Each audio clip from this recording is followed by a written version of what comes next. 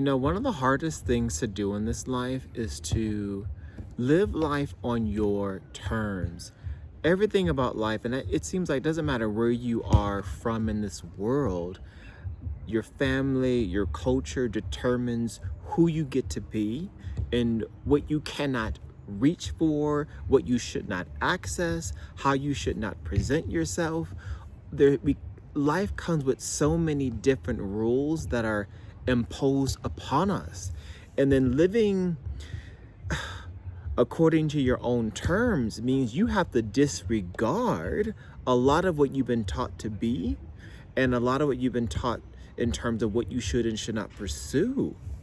And it can make a lot of people in your life incredibly upset because you are doing things that they never dared to do. It takes a lot of courage to disregard or move away from the teachings and the culture and the rules that your family created.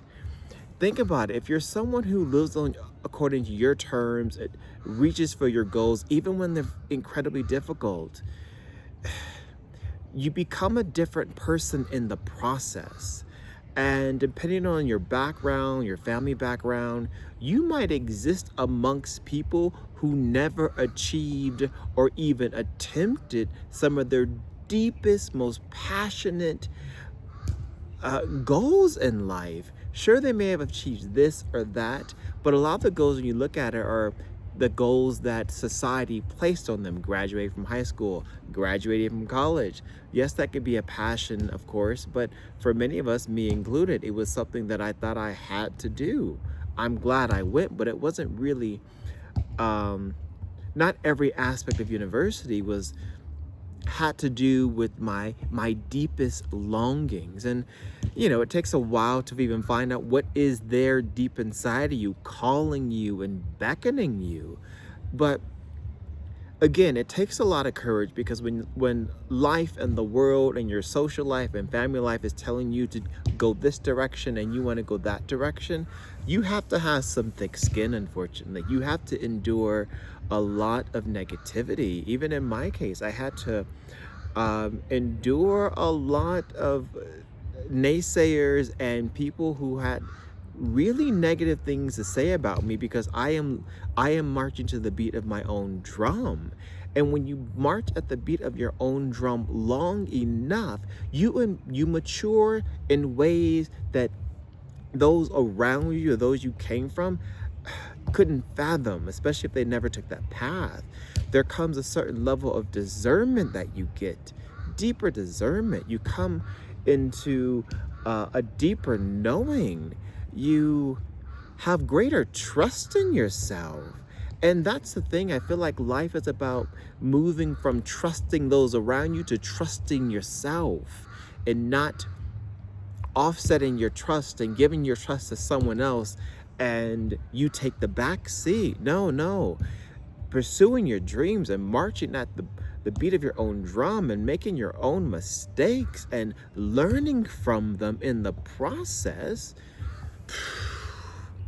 it fortifies your spirit, and it'll leave you alone for a little while as well. Because again, if you're doing your own thing and marching at the beat of your own drum and making up your own rules and your own philosophy at life, and trying this and trying that, a lot of people are not going to understand you. And so you won't always have a crowd willing to join you. And if you really are passionate about something, sometimes life wants to see if you're that passionate that what you will do it alone, that you will not wait for someone to join you. You will not wait for someone to applaud you even. This is not a life that comes with applause, at least not at the beginning.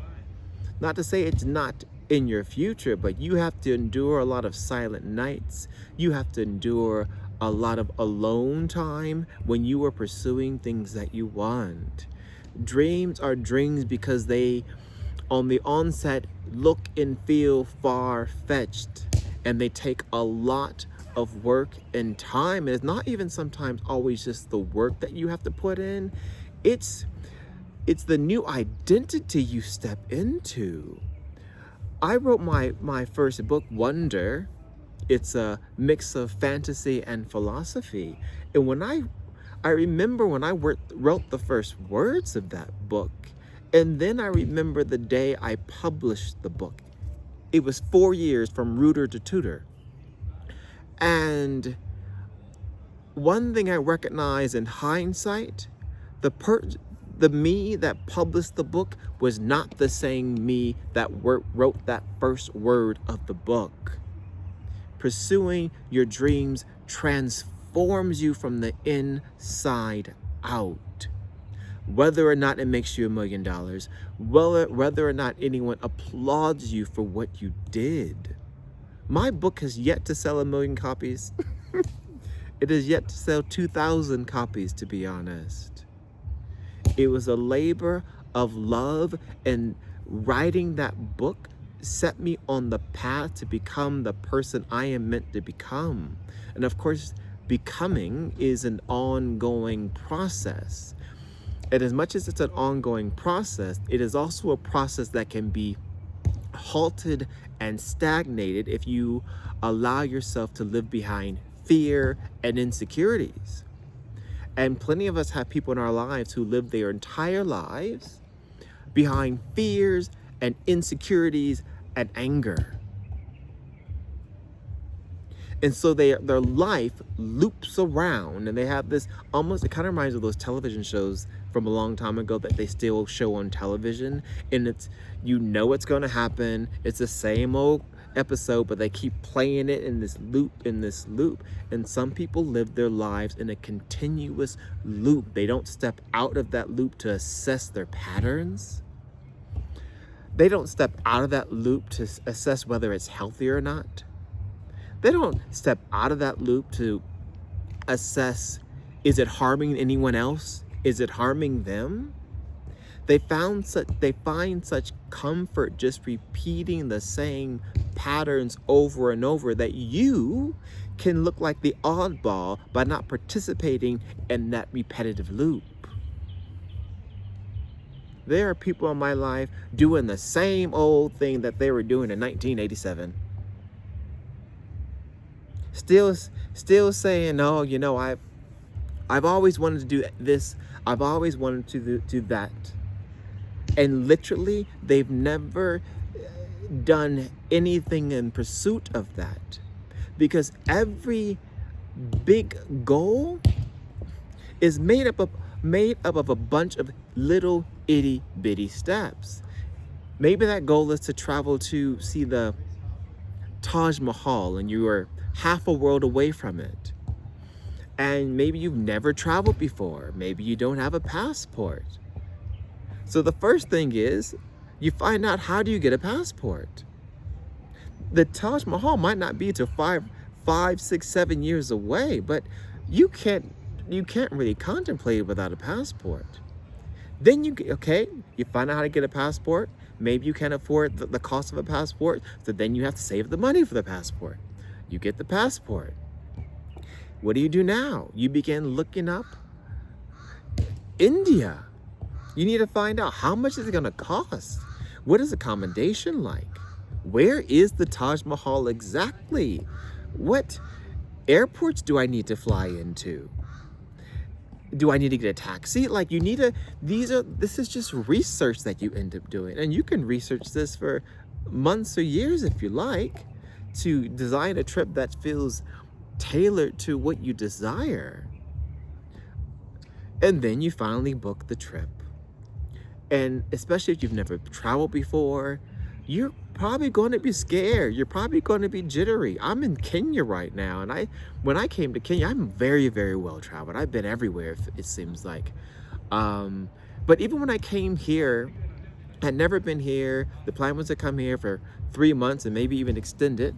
And it's 2 months in, but I remember I was nervous coming. I didn't fully know what it was going to be like. And, you know, this was a country coming to, it's not a place, it's not like going to, you know, Los Angeles, where you can Google your itinerary from rooter to tutor, from the beginning to end. Not everything in Kenya is online like that. And so I couldn't necessarily uh, design a itinerary for myself that went from day to day to day, week to week to week. And not to say I usually travel like that, but I used to like to have at least something that I'm booked and scheduled to do every single week. But I really couldn't do that here. I knew I had to get on the ground here, see flyers, meet people to figure out what to do. And as much as I was still scared and jittery when I landed, even the first 10 days here, I felt a little out of my element. The traffic was different, and eventually my nervous system settled down. And so that brings me to the next thing, your nervous system. So part of pursuing your dreams, what it does, it soothes your nervous system. Now, you don't recognize this in the onset because usually you have to address fears that you're holding in your life if you're going to be addressing pursuing your dreams. Because again, like I said,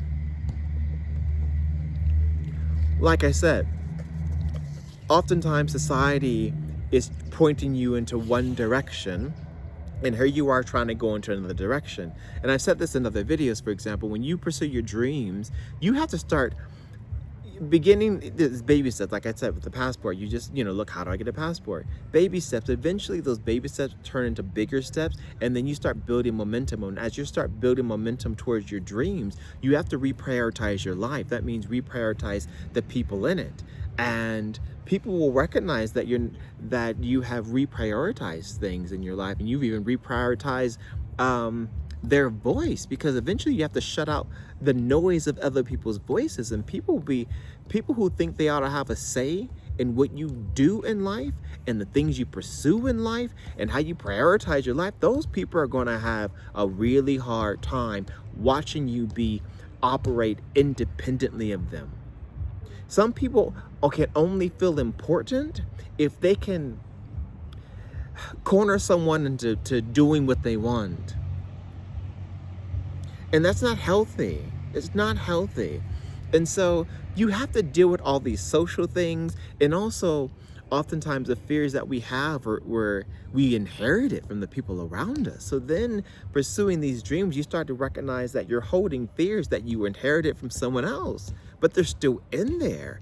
And the only way to address those fears is to walk through it.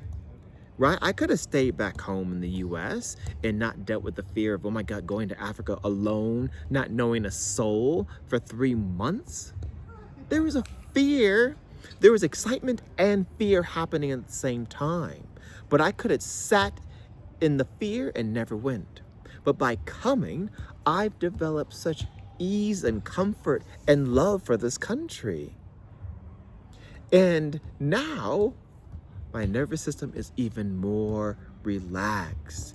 That's the beauty. Like, people oftentimes will say to me, like, wow, I love your energy. You're so calm and you're so relaxed, because I keep pursuing my dreams. I keep pursuing independence. I keep pursuing my freedom. Sometimes you will find yourself in a situation with people, places and things, and even sometimes work, and you'll recognize that your affiliation with these people or with this job interferes with your ability to be free. And sometimes we have to make very hard decisions to walk away from people, places, and things as a means of retaining our freedom. And when you do that, people don't like that, because people like to have subordinates around them. And if you've operated in life and the only way to be safe was to be somebody's subordinate at work or in your family, in your social life, it's going to feel really rude to you to say, I know what you want from me, but I'm doing what I want from me. And you might even say that, with a crack in your throat, right? Because when you're not used to standing up for yourself, it can feel a little scary. It can make you tremble a little bit. But the fact that you do it is all that matters. And the more you choose yourself, the more you do things with the fear, the more you become sovereign, the more you begin to enjoy the beauty of what freedom feels like. And of course, you walk into uncertainty. I am living with a lot of uncertainty right now. I do not know what my life is going to look like in 4 or 5 months. No idea. But I am enjoying Kenya. I am going to enjoy now. And I really feel like the path of following your dreams, because you have one dream, say it again, going back to the Taj Mahal, say that's what your big dream. But once you go to the Taj Mahal, other dreams start to fill in. What's next? Maybe the next dream is to explore as much of India as possible. Maybe there's another man-made structure, or maybe natural structure you want to see. And it's that. Or maybe on your trip to seeing the Taj Mahal, you're inspired to learn how to paint. And now painting is the new passion. And so like new passions start to fill in as you begin to do, especially some of those initial ones. And it sets you on a journey. And of course, again, the journey will be uncertain at times. And it teaches you to be calm and regulated during the uncertainty without freaking out. We've all freaked out because something was uncertain in our life. We didn't know how something was going to get resolved. We didn't know how we were going to get out of a certain life circumstance. And we freak out. And again, I think part of life is not just following your dreams so that you can regulate your nervous system, but once you're able to calm yourself enough and regulate your nervous system enough to where when the world you see around you is crashing down and you can hold your center, that is the space I believe that you can finally hear yourself. You can finally hear the divine, because I'm learning now, it's not about what you see. It's about how far you dream. And it's about how far are you willing to step into that dream. Your life can literally be a dream, but you have to be willing to step into it. You have to be in the driver's seat of your life if you want to see what your life can become. It's easy to make our lives, in the US we have what many people call those cookie cutter homes, right? Those tract homes. It's all the same home, just a bunch of them on the same street, right? And we all know how to have a cookie cutter life. And I'm not sure if that brings anybody joy at the end of the day. But I'm sure plenty of us have been pressured to live that life. And even thinking about like marriage, the number of people who have tried to tell me that, I need to get married, I need to find a wife, and people of my generation just don't like commitment. People that aren't even married themselves telling me this. They're not even living this narrative themselves. And if you really interrogate things, you begin to recognize that the life that the people around you are trying to pressure you into living, they are not living that way themselves. There's a lot of hypocrisy. When you learn their life stories, when you peel behind the curtain, when you're able to peel behind the curtain, you begin to recognize, you don't even come close to living the life that you're trying to tell me to live. So I'm saying all that just to say, it's going to be hard when you pursue your dreams. It's going to be scary, but all of that scariness starts to dissipate the more you step into it. You start to find out that you have an internal strength. It's a strong person that can look at someone and say no. When it's their mother, their father, someone they even probably highly respect. someone who's had authority over them, to say, no, I'm not doing that. This is what I want. And allow no to be enough. That is strength. And it is important to exercise, excuse me, I burped. It's important to exercise your spiritual fortitude, to be able to say no and walk away from people so that you can live the life you want to live. And I'm not the only person that said this. Plenty of people online say this, that you have to give up your old life for your new life. And that is so true. There is so much in your old life that cannot come with you. Hardly anyone is in my life right now that was in my life on the day I started my book, Wonder. Nearly all of them are gone. They're not here for this part. Nope. They don't deserve to be. And you don't always have to give people an explanation as to why you disappeared. Sometimes a person's behavior is enough to walk away and they never hear from you ever again. The choices, the way they dishonor you, you don't have to have a conversation. The way they dishonored you was enough for you to walk away. That is all the closure you need. And as you start to grow, again, pursuing your dreams, it builds strength. It calms your nervous system because you're doing things that were once scary and then they become scary no more. You begin to grow and evolve like a flower that's blooming. You begin to have deeper wells of joy that you can access and reach for.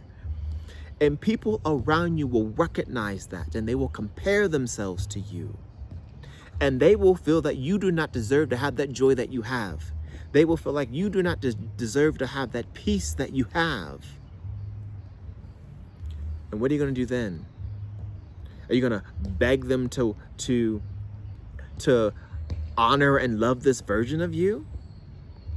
Or are you going to contort yourself to be the old you and shrink down so that they're comfortable?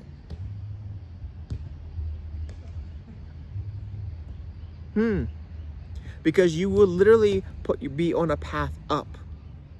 Of course, there will be bumps in the road. There will be grief as you have to walk away from people that you deeply love and you thought were going to be in your life. There will be grief that you have to work through, but a lot of that grief is attached to even deeper, earlier childhood wounds that need to come up and be felt anyhow.